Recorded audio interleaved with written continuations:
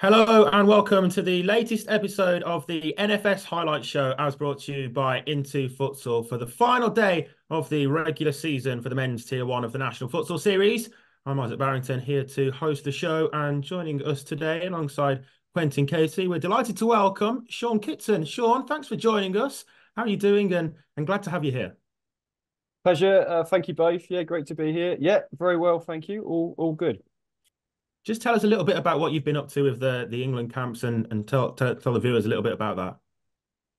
Yeah, so it's been a busy sort of six months since obviously the announcements have been made. So we've been doing quite a lot of talent identification with the under 19s, boys and girls. So we've been moving towards sort of training camps for groups of players. Obviously, the under 19s boys will hopefully be looking forward to competition next cycle, next season. And more recently, the women's program has picked up on the seniors side. So we're working with a group of just under 25 players now. So last year we had a number of talent days for the women's senior, and that's now progressed into sort of training camps. And hopefully we'll be working towards competition in October, as I think people are aware. And then the men's side, is the sort of the latest to get going or re-going, if you like. And we've had two training camps. We've seen about 28 players across those two days.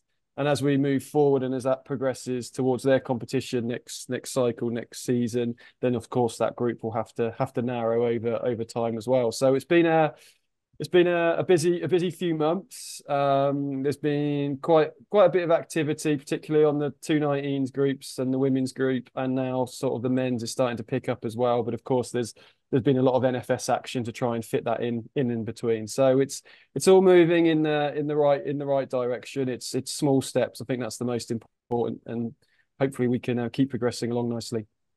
Great stuff. Thanks for that. Great to have you with us today through all of the games. Quentin, welcome to you as well, of course. Just before we get into it, Quentin, what were your thoughts on this weekend's games overall? Yeah, it was another kind of weekend where some of the fixtures were kind of with nothing to play for.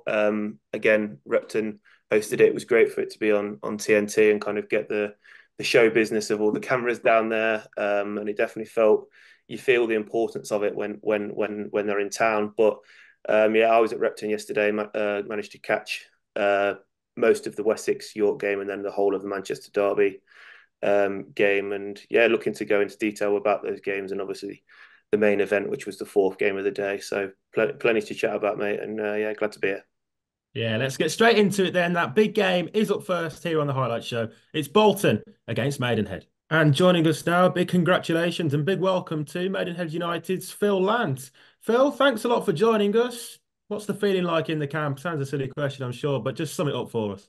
The camp's feeling really happy. I mean, we were buzzing. I think you saw the reaction at the end of the game, all charged onto the pitch. I mean, we did it the hard way, but we're delighted to make the top four. Talk us through some of your preparations for such a big game like that. And of course, last week's game as well, such a big game too. But what have you been doing in the week in between? Obviously, we were slightly disappointed not to get it done a little bit earlier. But the Bloomsbury game and the Bolton game, similar approach, just the two sessions, just working hard. We'd looked at areas of the games for Bolton specifically, obviously this week, areas we think we need to work on defensively and then where we can punish them in possession. Obviously, two good sessions going into the game. We were feeling really confident. Excellent, thank you.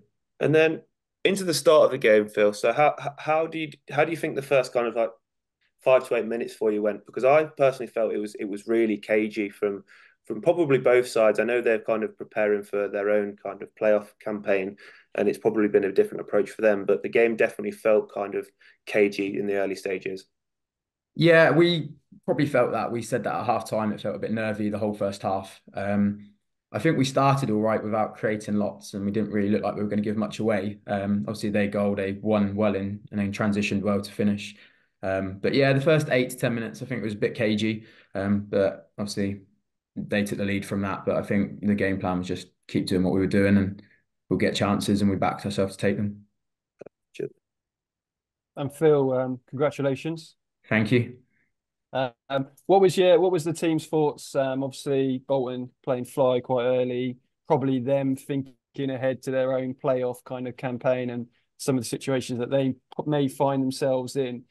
So what was the thinking defensively at the end of that first half and going into the second half where you had to face quite a bit more of it? I was a little bit surprised, I think, that they went to it in the first half. Obviously, most teams typically do it, obviously, later in games. But yeah, I think we back ourselves defensively. We defended against Bloomsbury the week before in Fly for a bit at the end and only really gave away one or two clear-cut chances. So we were quite happy with how we defended there. The whole idea was find our line, find how we're comfortable, and then try and work out what they were playing. And I think we dealt with it quite well. Obviously, we didn't give away too many chances, and then in the second half, we managed to capitalise and score 3 goals from it. Yeah, obviously they did it for a sustained period of time. I think to be fair to Laz, he did make one or two at the back Yeah, post. definitely. And maybe I think a couple of Bolton players might be thinking, oh, we could have put those away, but fair play to them. But fair play to Bolton as well, mixing between playing as a bit of a 4 and a 1, and then putting Payne in the middle and then Bickerstaff in the middle later on as well. So they tried to certainly change it up. But fair play to you, like you said, you for a sustained period of time, you dug in there, and we were just talking. Sometimes it's not easy playing Fly at Repton because the width isn't there. So you do give yourself a chance. And when obviously those balls broke down, I think it was well, certainly I remember James scoring, picking up one, yourself getting another Yeah. as well. So fair play to you for taking those chances. Yeah, I mean they did offer a few different ways of playing Fly, which obviously gave us a challenge. And it was quite, I think, good in the experience as a whole to try and defend how they were playing different ways. But yeah, I think when the second one went in, then the third one, and the fourth one, I think we were just quite relieved. Did it come into your mind about obviously it did, but like this idea of you're playing against the clock here as well. So first half you're 1-0 down. Yes, you're playing against Fly, but you're also playing against the clock. And I just wondered if you felt that going, and was that something you spoke about at half time, and knowing that it was probably going to come again, did you change anything around that Fly defensive setup at all? Not really, not early on. We spoke about there was a couple of times I think we flew out a bit too early on the pressure and we didn't manage it and they got in and that's when they created their chances. So I think the call from the sideline especially was hold the shape, the chances will come. And then obviously I know speaking to Josh that if as the clock ran down, if we needed to change it, we would have probably started to press a little bit more or we would have changed the approach. But I think the initial thinking was keep our shape, defend it, and then hopefully we'll create the chances. Bill, just a final one for me. The playoffs that are ahead now, obviously, you're probably the underdogs team going into it. Do you relish that opportunity now to go and have a chance against Manchester across 2 legs? And how excited are you as a group of players for that double header? We're really excited. Obviously, we've played them twice this year. They taught us a bit of a lesson in the first game, and I think that was a welcome to Tier 1 for us. But then in the second half of that game, we held our own. And then obviously, when they came down to us, we managed to get a draw, which was a really good result. Yeah, we might be the underdogs, but obviously, we fancy our chances. We're going to go in there trying to get to that grand final. Obviously, they're in great form. They're a fantastic side, and obviously, they've proven that across the year. But yeah, we're going to give it a best go, and that's all we can do. And hopefully put on a good spectacle for the people watching, and then make it a competitive 2 legs. Well, excellent. Thanks a lot for joining us this evening, and a massive congratulations to you and the team for that fourth place finish and making the playoffs. And best of luck. Thank you very much, and thank you for all the work you guys do. It's great to see. Thank you.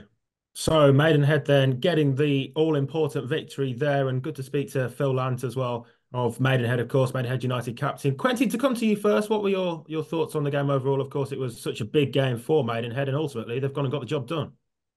Yeah, really, really important game.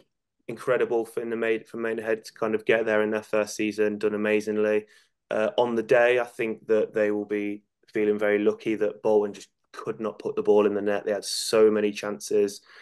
Even prolific players like Sam McGrath just couldn't get those goals for them yesterday. Any other time of the season, I don't think we see Bolton play Fly for 25, 30 minutes. So I think in my eyes, it was more of a Bolton lost that game instead of Maidenhead winning it, but they still had to beat the team in front of them, and congratulations to them. They've done it. When we spoke to Jamie White the other week, we kind of thought that Loughborough were in pole position to kind of get it, having beaten Maidenhead, and that would have been such a tough defeat to take. But then they've had to go and beat Bloomsbury and Bolton, and I definitely wrote them off. So incredible effort to kind of get those two victories and now into the playoffs. Yeah, Sean, just a brilliant campaign it has been for Maidenhead, hasn't it? How impressed have you been with what they've done this season in first solidifying their place in Tier 1 and then reaching the top four playoffs as well? Yeah, obviously they started the season really well. I think they've got a pretty clear way of playing. I think that's really important. They can manage pressure situations based on the clarity in which they play, particularly out of pressure. Probably yesterday I would have liked to see them go a little bit longer at times. They caused a few of their own issues, particularly first half. But then yeah, Bolton grew into the game, and yeah, as Quentin said, there were quite a few missed opportunities when they were playing 5v4. But yeah, Maidenhead have been solid. I think they've kept that core group all year round. I think they've grown in terms of mixing between playing as a four and with a pivot now, with the likes of Cole Tappin becoming more prominent in their team, particularly in that second four. And I think they cause more problems and more threat at times when they move from that four into that 3-1. Not so much yesterday, but I think that was down to Bolton limiting that a little bit.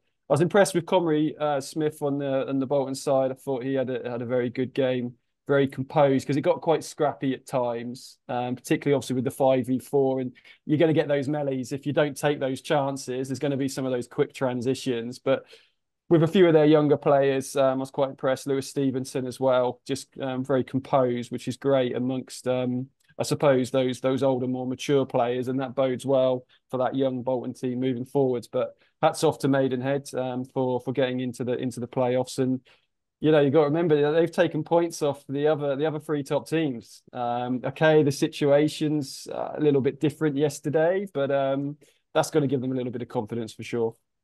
And Yeah. sure, before we move on, sorry. So obviously we've got at the minute a predominantly, from what I see, a lot of the players coming from the top two sides. How important is it to have like a bit of array of players across the division, across the country, within the England group? And how do those players integrate when you've got maybe? I mean, I know with the 19s it was heavily with Bloomsbury players, and you're going to pick the best players, of course, but is it an advantage to have a core from one team, or would you prefer an array?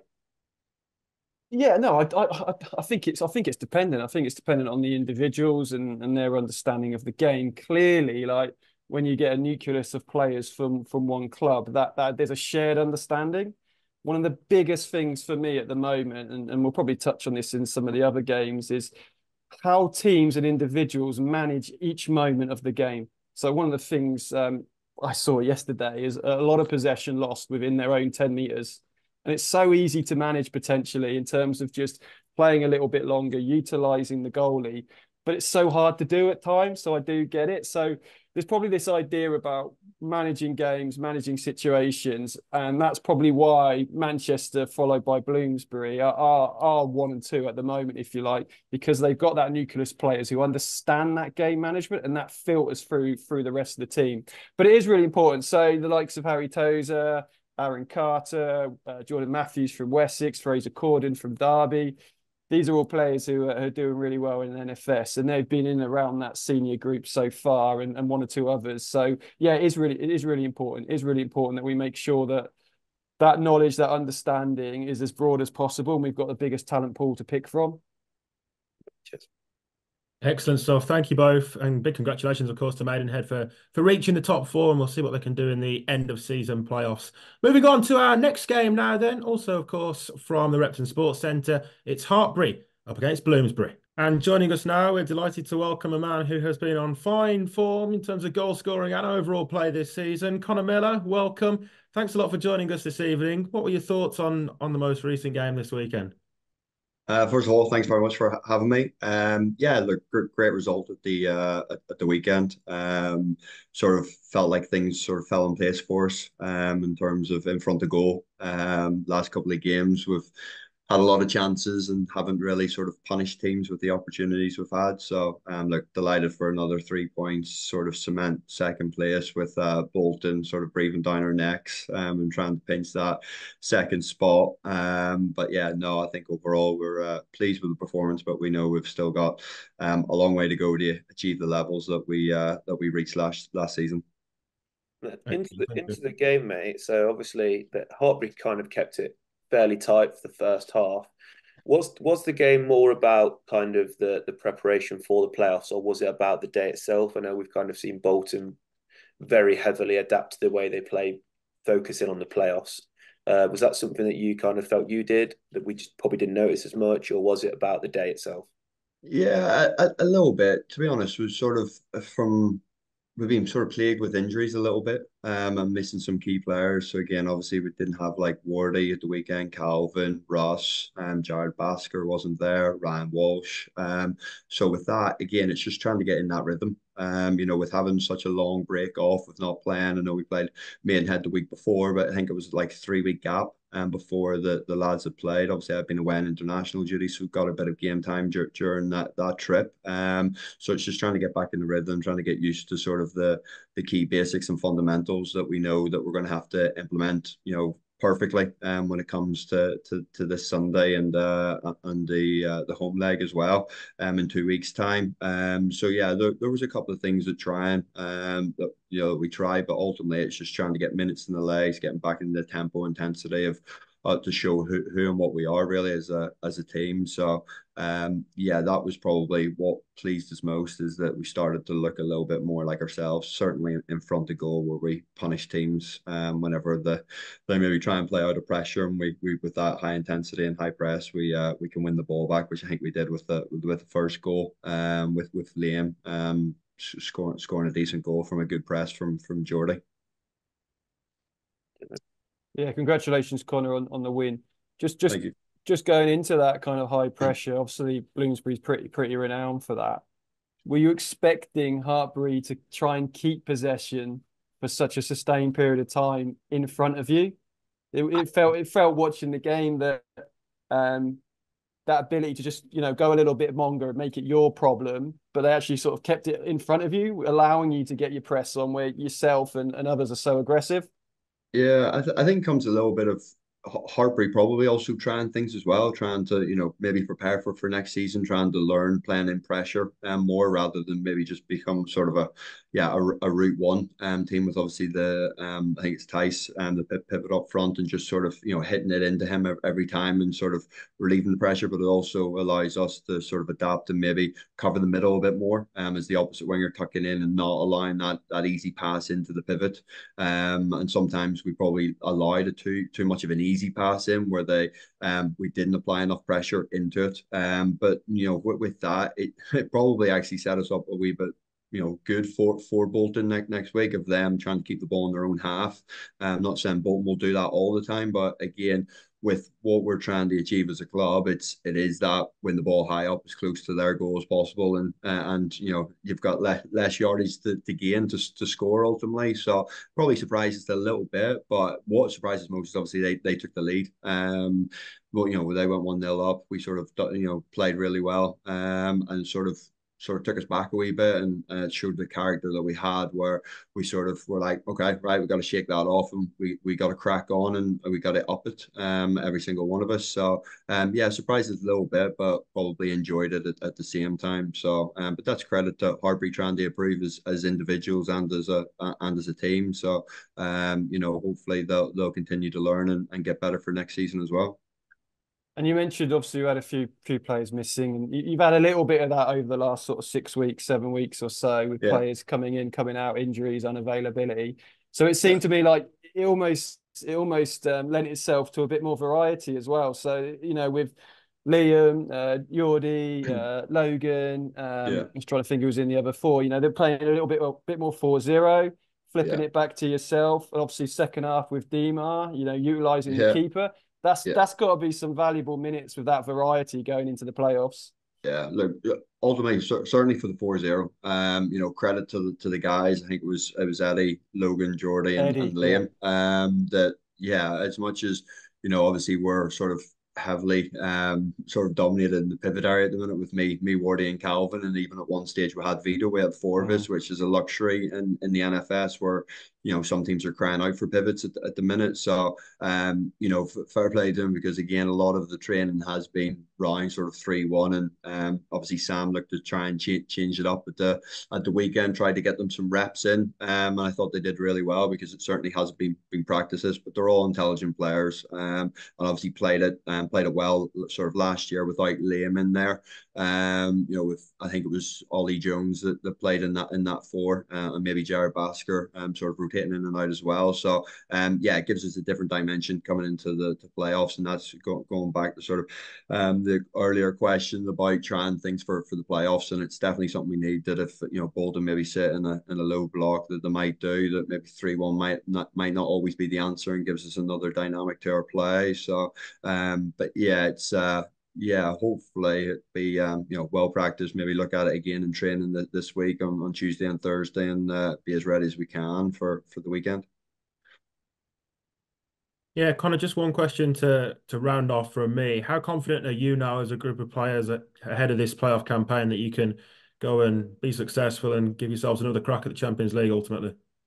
Yeah, look, we always have to be confident. I think without confidence, you can't achieve anything. I think the biggest thing that we've got is we've got confidence in not only ourselves but in our teammates.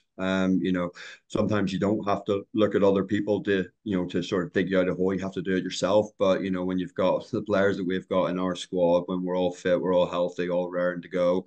We have to be going confident into obviously Bolton didn't make the playoffs last year, so I think it's the first time that they've been in a long time or ever. So they'll have the nerves there, but ultimately can't be too confident about it because you can't have that arrogance about it because ultimately they deserve it as much as we do being in the playoffs. So we have to stick to what we're good at, turn up, show the hunger and desire that we need to put the performance in, and ultimately, hopefully, have something to defend in the second leg and try and progress to the grand final, which ultimately we all want to be there on the 2nd of June. So, yeah, Connor, congratulations on an excellent season, and thank you very much for joining us tonight. Great to have you on. Thank you. Thanks very much, guys. Appreciate it. Well, Quentin, another comprehensive victory for Bloomsbury this time around. It turned into quite the rout in the second half, really, but it didn't always look likely as though it was going to be that way in the first half, right up until just before half-time, just one goal in the game. How crucial do you think that goal before half-time was to give Bloomsbury the platform to build from then in the second half, as we saw they did? Yeah, we've seen it a lot this year where kind of goals in the last minute or 2 minutes before half time have kind of really changed the way teams are looking at teams are looking at the game at half time. It's definitely something that I think a lot of sides will be looking to focus on, to making sure they've got key fives on the pitch at that time to kind of either see out the half in a winning position or definitely not end up 2, 3, 4 behind instead of being maybe 1 or 2.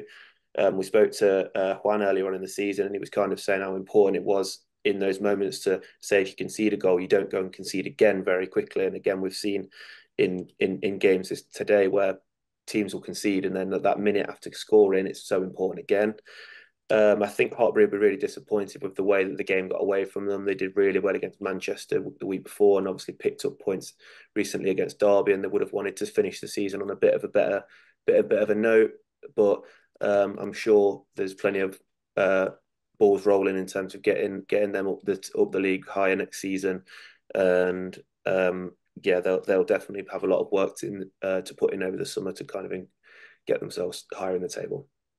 Yeah, and Sean, to come to you, it was obviously a very one-sided second half in the end, but what were your thoughts on the game overall in terms of from both perspectives, Bloomsbury and Hartbury as well? Yeah, I thought Bloomsbury controlled large parts of the first half. I know it was pretty tight. I think there was some great saves from the Hartbury perspective. I was impressed with Jamie Brooker, his ability to play forward. I think Connor Miller, when you've got a pivot that can create depth, secure the ball, and bring other players around you. Okay, they didn't take the goals in the first half, but that came as the second half occurred. It's so important. It's so important to give the team depth, to give yourself an out ball. And I think again, that's probably again some of the separation when you look at being able to play through a pivot is so key, particularly potentially where there's not so much space on the Repton court. It's not a huge court to play on. I just think, like you said, Quentin, like Hartbury will be disappointed with the second half, just from a mentality perspective. A little bit around just that, it's just a little bit from last week where they were so competitive for both halves against Manchester. Okay, Manchester again probably had the lion's share of the game, but sometimes you've got to stay in these games. You've got to be tough. I just think they'll be disappointed in that little bit of inconsistency from week to week. Obviously, a few different players as well. That doesn't always help. Obviously, they had a few different players come in recently to strengthen the squad. So hopefully for them, I think it's about consistency next year. Consistency of probably their in possession stuff in particular. They have a way of playing out of possession that we all know. Real consistency in possession. Constant threat. It comes and goes. I really like Josh Nathan. Obviously, he was with us with the under-19s last year. Picks up 2 goals again. Real good threat in possession. Just sometimes that decision making. Sometimes that group decision making as a team, when we're going to play, when we're not going to play. And again, just comes back to that management of key moments. So I think, Pete will be a little bit disappointed around that second half. It's been a long season, but they've got an opportunity now to get this group of players together, a real solid pre-season, and see what they can do next season. Yeah, well, from Bloomsbury's point of view, certainly a great way for them to head into the playoffs now as well with their semi-final. So, yeah, congratulations to Bloomsbury for the win. Moving on to our next game then, which is Manchester up against Derby. And so joining us now, a big welcome to the recipient of the Player of the Match award from the live TNT Sports game. Jeff Adu, welcome. Just firstly, how big a game did you think this was in terms of its importance or unimportance, given that you'd already wrapped up the regular league phase title, in terms of gathering momentum ahead of those playoffs? How did you approach it as a team?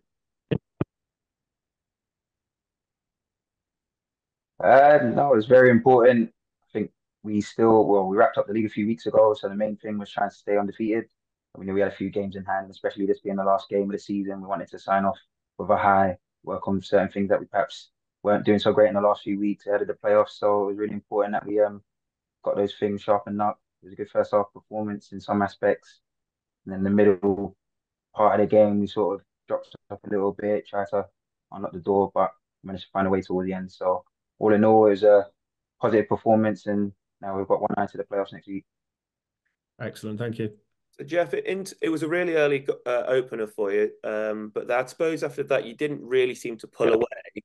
I was actually watching the game from behind your bench, and when the players were coming off the pitch, they were kind of between each other trying to kind of work out the solution as to what was going wrong. We've spoke about Repton earlier today to kind of say the effects that the Repton court has on the game. But how important is it that all of the players that are on the pitch are also trying to work out the solutions, and it's not just kind of relying on the gaffer and people like Sam, that the players on the pitch are kind of creating those solutions to change the game? That's quite big that you noticed that. I think that's a thing that we've probably developed over the last few seasons as we've sort of got a little bit older as a team. Is instead of waiting for Sam to sort of point out the solutions, we're a problem solving team. So on court and on the bench, we're always trying to find ways to break down oppositions, especially this season or last 2 seasons where we've had teams perhaps see us as a bigger opposition, perhaps trying to sit a lot deeper, maybe not come full press. So we've got to try and find a way around that. But we're a little bit more comfortable with teams pressing us because we know we've got threats. So when we've got those situations, we've got to try and find ways around it. And that's probably one of the main things when we do come to the bench, we're trying to discuss, try and find ways around it. With that, I know we're a team that, especially this season, we're always trying to, and I mentioned it yesterday, we're trying to play the perfect game. And we need to sort of understand that, we're not always going to have 40 minutes of complete control. There's going to be times where it's not going to go so well, or we're going to make mistakes, and we've got to get used to that. And it's how we manage those storms, really. So, but all in all, yeah, I think that's the way we're trying to move forward, trying to be problem solving and be active with it. Hey, Jeff, how you doing? All right, Sean, how are you? I'm very well. I'm very well. Congratulations on the win and going undefeated through the season. Just sort of following on from that, sometimes I think you guys have the lion's share of possession for large parts of the game throughout the season. There was a moment I think you mentioned there, sort of middle of that first half, got a little bit scrappy. Derby were able to just get a few chances, get on top.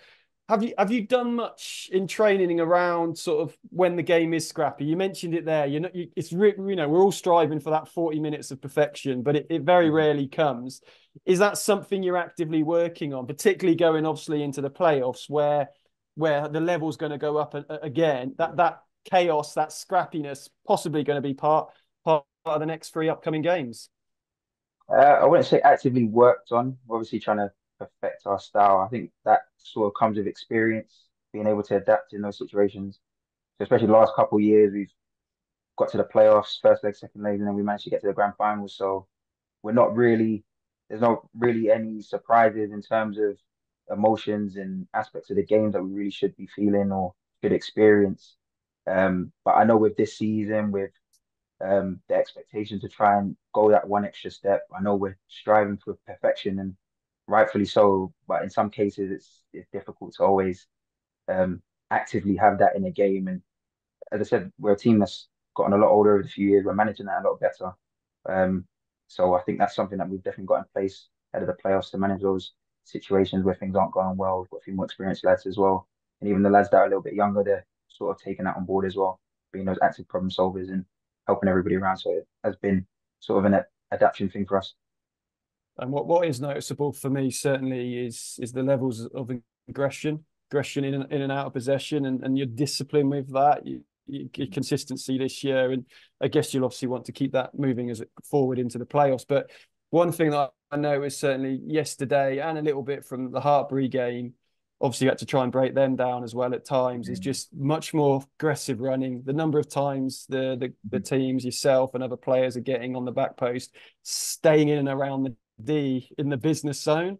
That's certainly something that's very noticeable from my point of view. Is that been a big sort of evolution from the last couple of seasons to this season?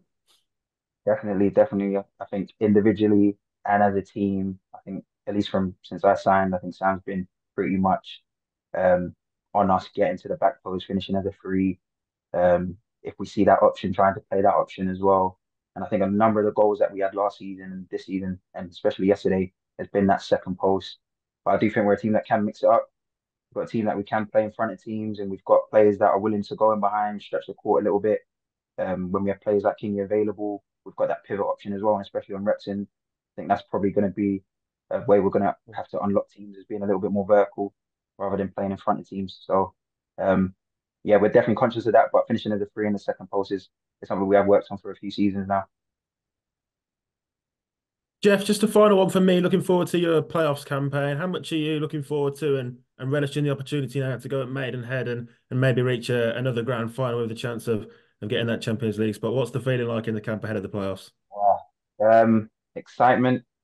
I think we know over the last two seasons what's happened. We've perhaps not gone or need to go that one more step. And as I said, we've evolved as a team over the last couple of seasons. We're probably the best position and team and cohesion that we have been over the last few seasons. So everything is in place. We know Maidenhead isn't going to be an easy game. So they drew to us earlier in the season, and they offer a lot of problems. They've got a lot of dangerous players. So 100% we're going to respect them, and they're going to have no fear because they know that with the draw in the season, that will give them a little bit of confidence. But as I said, we're really, really focused to try and go one more and starts again on next week Sunday. So we'll be really focused on that, training tomorrow and training Thursday. Thanks very much for your time this evening. Great to have you on and good luck for the playoffs. Thank you. Thank you, Isaac. Thank you all. So, Sean, to come to you first for this one, Manchester with another victory then. What did you make of the game overall for both teams? Yeah, Manchester will be really happy with that, I think. Again, throughout this season, the possession stats will be very, very good for them. I think they were clinical. I really enjoyed some of the aggressive running from the likes of Jake Barnes, Scott Thompson in particular.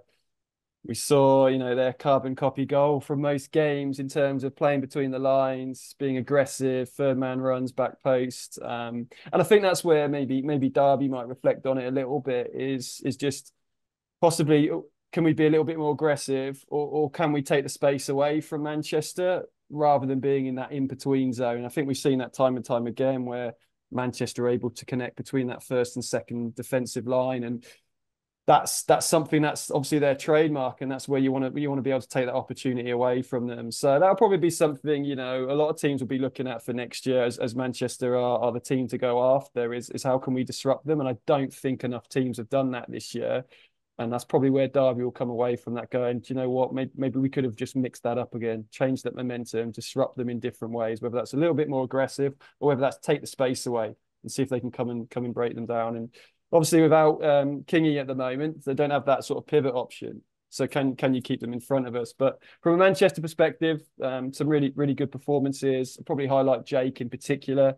I thought there was some really strong running. It's not just his attacking running as well. It's from a defensive point of view. I was really, really impressed. Really aggressive on those recovery runs. So yeah, hats off to him, but hats off to Manchester because again, going the whole season undefeated as they are is an impressive feat.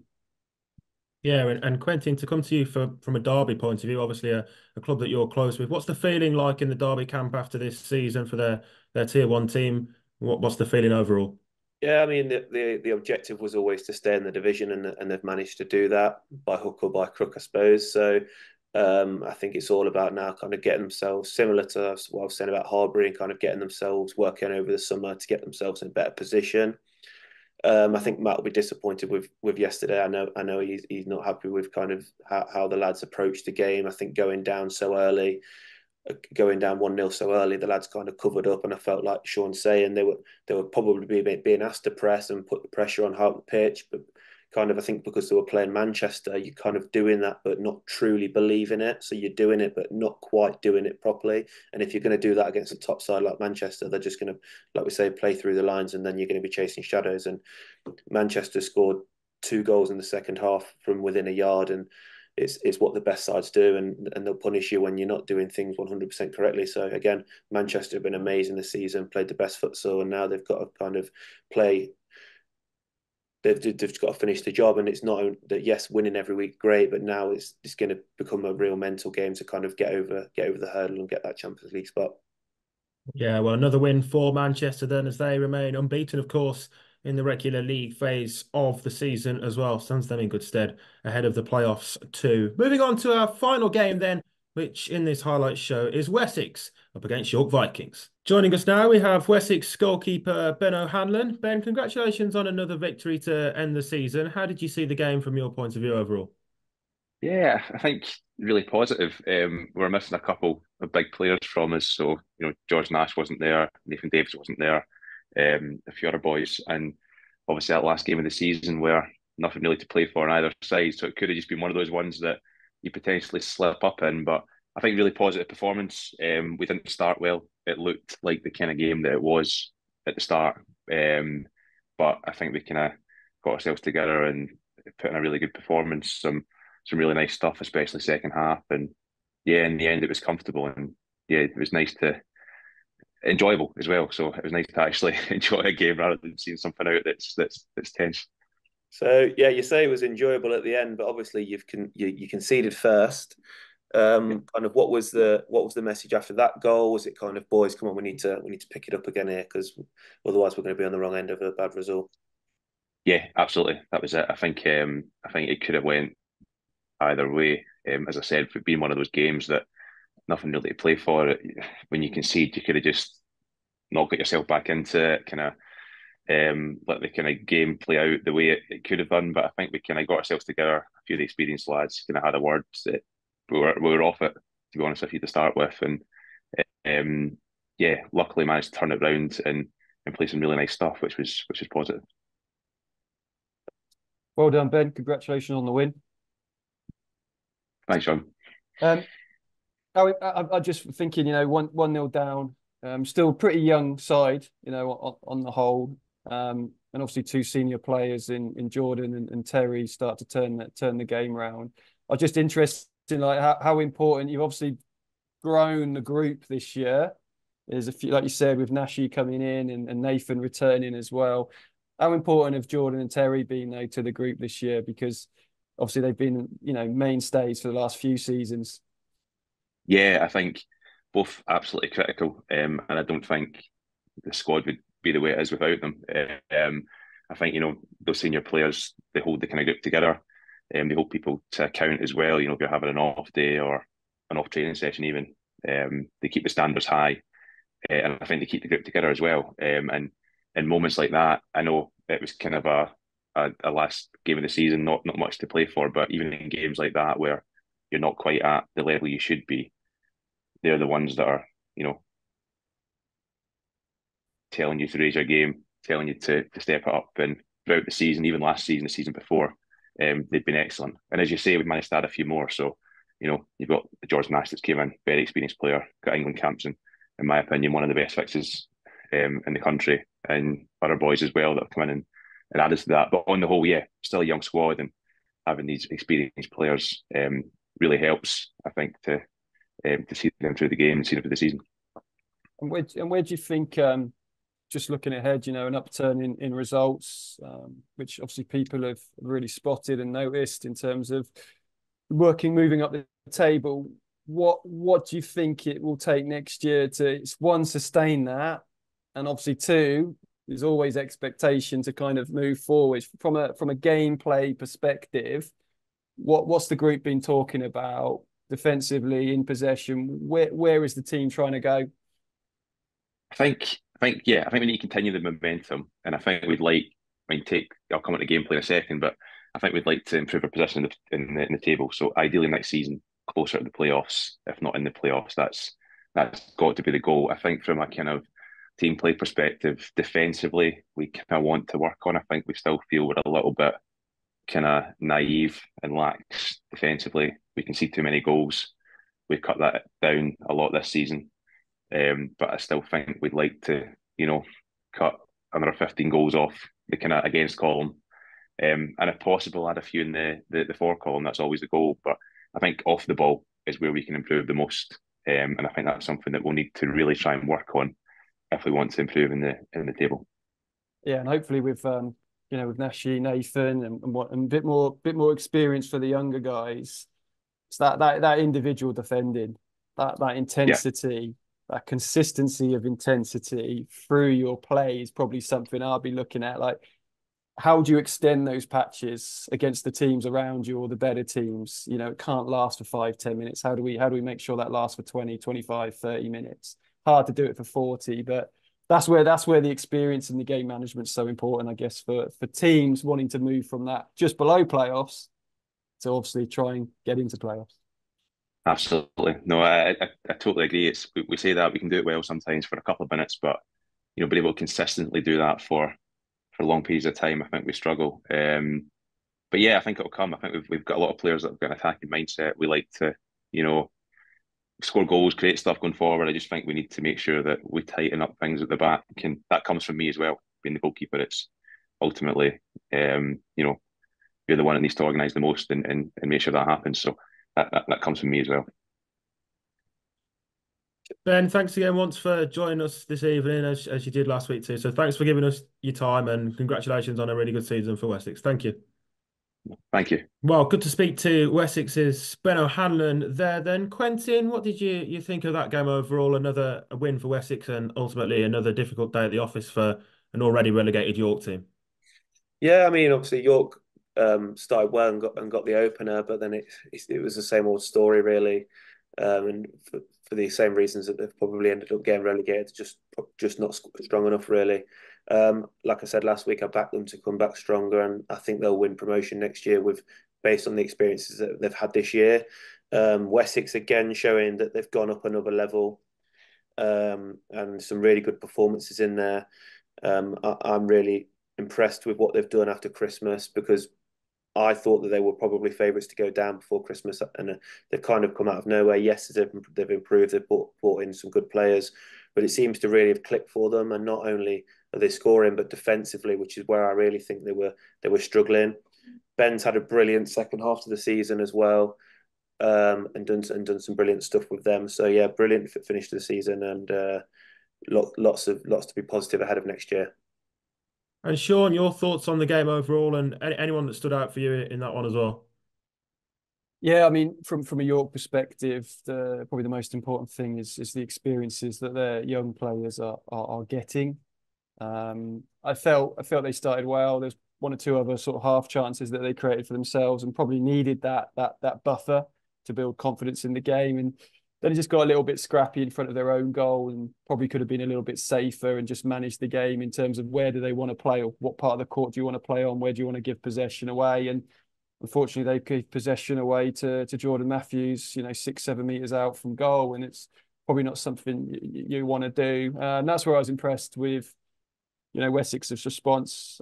Obviously highlighted Jordan and Terry as two senior players, sort of swinging that game back round. And I think Ben mentioned it, from their perspective, it was nice to, I suppose, to win a game with a bit of a comfort. Many of their results that they've, pulled out this year have been tight, close games. So I guess from their point of view, to not only win the game, but then pull away will be really satisfying for them. And yeah, bodes well for them for next season. I suppose it's up to them now to build and push on and develop and grow that squad. Yeah, well, thank you both. That's all we've got time for in terms of the highlights and the interviews, but we do still have time to bring to you this week's Team of the Week. So this is something that we've discussed between ourselves and had a few players recommended to us as well. So I'll kick us off with a couple of names. Ben Lazarus is in there as the goalkeeper from this week's round of fixtures, and Jake Barnes from Manchester is another name in there. If Quentin, you want to give us one, and then Sean will come to you.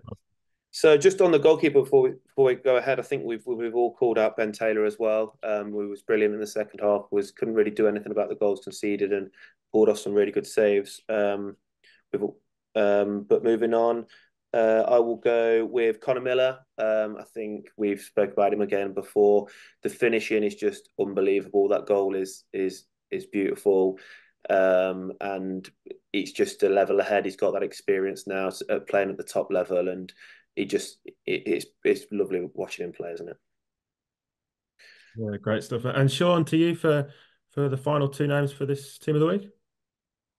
Yeah, so just mention a few other players that I thought had good games or decent games for different reasons. I thought Conry Smith as a young player. Okay, Bolton didn't win the game, but I thought he showed maturity, particularly in the first half amongst his peers. I thought Josh Nathan, another young player, flashes of brilliance in possession. He knows where he needs to work on his game and to support Hartpury next season. But the two players for me, probably Jeff Abudafor. Not just his overall game, but just his desire, his commitment defensively as well. I think that gets lost sometimes when you see the goals that he scores. And one for me would be Bloomsbury's Jamie Brooker, particularly obviously with Bloomsbury missing one or two players in the fixed position. Jamie's starting more games now. Just some of his diagonal passes, some of his forward play, connecting with Connor. So no surprise there. And probably something he's added a little bit more to his game this year is advancing into the attacking part of the court and picked up a couple of goals. So fair play to him as a young player, really starting to progress. And Yes. Sean, before we move on, Sean, we've obviously players we've mentioned there that didn't quite get into our Team of the Week, but I'd probably like to ask about players that aren't generally in the group of players you've got at the minute. In terms of players that are on the radar and not currently in the group, are you in communication with them, or are you speaking to those players to say this is what you need to be improving to get in, or are you just keeping watching their performances, and then when they step up, you'll be kind of getting in contact with them? Yeah, it's a bit of both. It's a bit of both for the fact that overseeing 4 groups, best part of 100 players at the moment, is no mean feat. So I've probably got best part of 100 WhatsApp groups or messages or whatever. Certainly with the men and the women, not so with the 19s, of course. But yeah, there's a group. Look, myself and Juan have a long list of players. We've got a clear kind of sort of DNA, if you will, around sort of 4 key areas: technical excellence, physical dominance, game understanding, and emotional intelligence. And we've been assessing not just games from this year, but from games from previous seasons as well around these players. So yeah, we've obviously, like I said earlier, we've seen 28 players face to face over those couple of camps. There's other players. I've been to 2 or 3 games recently, and then spoken to some of those players at those games. And then yeah, so that's why I say it's a bit of both. It's very difficult to speak to everyone just because there's so many players across the women's and men's game. But yeah, obviously now keeping a close eye on the playoffs in particular, and then being able to be in a position to obviously select a group of players for a few summer training camps. So there's still hope for me and Isaac, yeah. Indeed, indeed. No, excellent stuff, Sean. Yeah, thanks for explaining the situation with that. But going back to the team of the week, yeah, great team of the week this week with Ben Lazarus, two from Manchester in Jeff Before and Jake Barnes, and then two in there from Bloomsbury as well with Connor Miller, whose finishing was absolutely outstanding this week, as it always is, I must say as well, and Jamie Brocker in there too. So an excellent team of the week, as they have been on so many an occasion, Quentin. But yeah, particularly strong this week, perhaps. Yeah. But really looking forward to the playoffs. I think we all are. Quentin, it's lining up for an excellent end to the season now, isn't it? In the race for the Champions League spot. Yeah, I mean, I'm glad it went down to the last day as somebody that enjoys watching the game, and obviously we don't want to be on here today having 4 games that have got nothing riding on them. So yeah, it was good that we had something going down to the last day. Playoffs are so exciting. I think venues will play a big part, kind of venue availability and people's ability to kind of react to where they're having to play. And obviously the home advantage into the second leg. Hopefully, we're going to see some decent crowds in, which is going to benefit, and we will start to see that home advantage and teams benefit from playing the game at home. Really, two really interesting games. Lots of kind of narrative with kind of Bloomsbury winning last year, Manchester just missing out. Kind of we've got Maidenhead in there for the first time. Bolton missed out last year.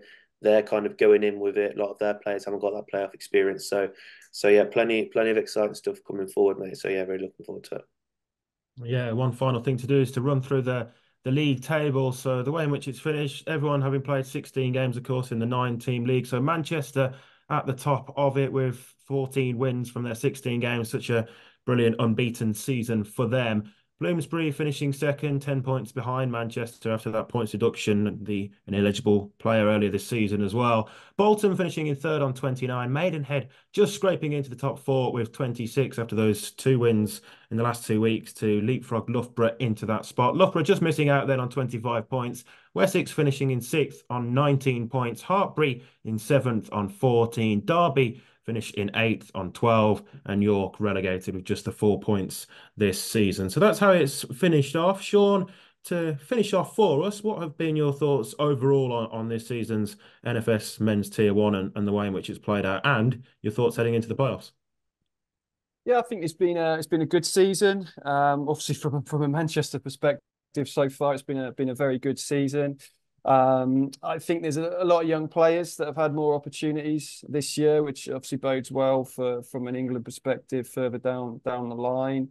Yeah, and I think the league's still evolving. I think in terms of making sure there's competitive quality throughout the season, I think that will probably go up a little bit next year, considering what Genesis have done in particular.